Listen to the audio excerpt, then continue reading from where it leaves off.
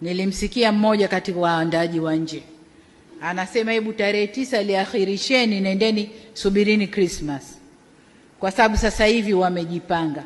Nataka niwaambie, wakati wowote wakija tumejipanga.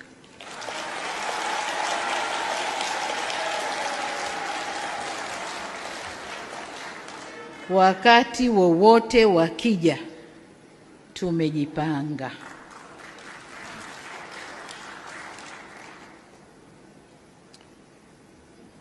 Kwa ujumla niseme kama wanadamu hukosana wakaelewana. Hatusemi serikali labda tuko safi hatuna makosa, hapana. Inawezekana kabisa kuna mapungufu, na hakuna serikali yoyote duniani sio mapungufu, lakini wanakaa wanazungumza na kuondoa mapungufu yaliyopo. Kwa hiyo na sisi hatuna budi kukaa kuzungumza na kuondoa mapungufu yaliyopo. Nimepata salamu wanasema tutakubali tukukaa na serikali ikiwa watafanya 1, watafanya 2, watafanya 3. Serikali hii si ya kuamrishwa wala kupewa maelekezo.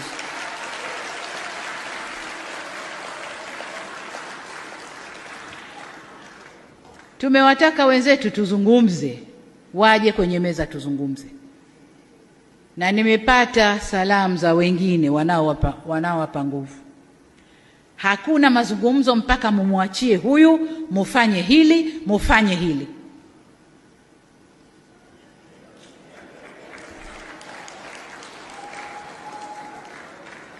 Hiyo inatokea ndani ya nyumba tu, ndani ya nyumba tu. Sasa serikali haipewi masharti hayo, serikali haipewi masharti hayo.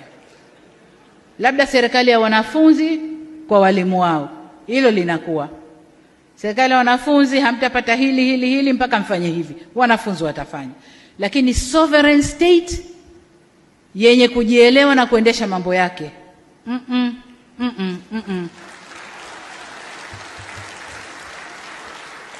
Kama ni Watanzania wa kweli na wanaumwa na Watanzania kama wanavyosema.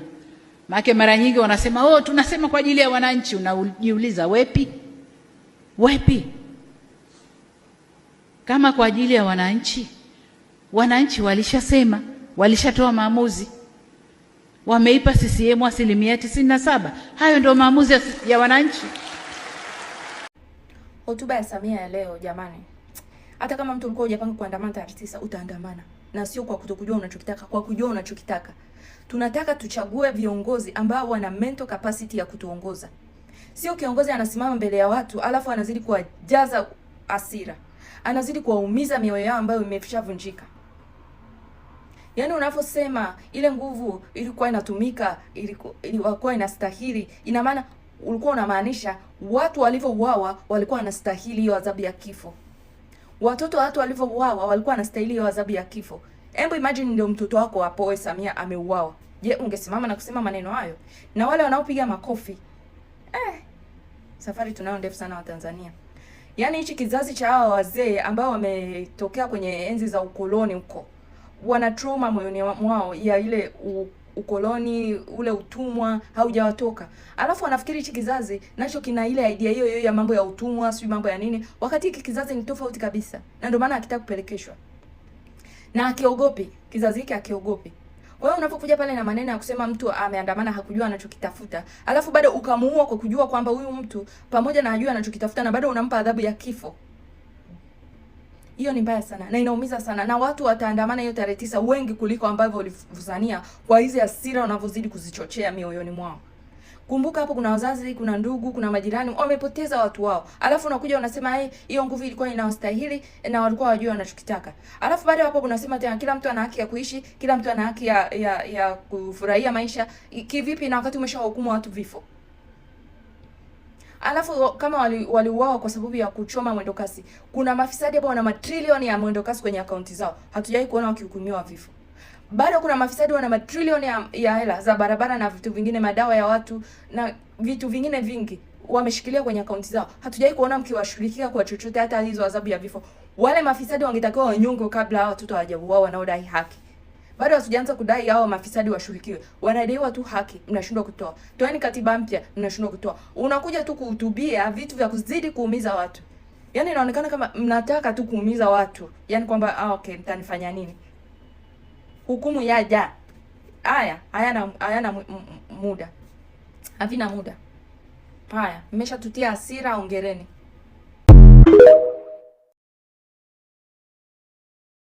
Ama kweli sikio la kufa halisikii dawa. A dying ear hears no medicine. Okay? This is... I can't find the right words for it. Unaendaje in public to incriminate yourself? Baada ya kuunda tume ya kufanya investigation ambayo we were eagerly waiting to hear tume itasemaje, lakini ukawabita tume. Yaani ukaona tume wanakuchelewesha. Uende ukaseme kwamba ndio nimefanya. You incriminated yourself by saying, yes, I did it. But I did it because they were looting and vandalizing.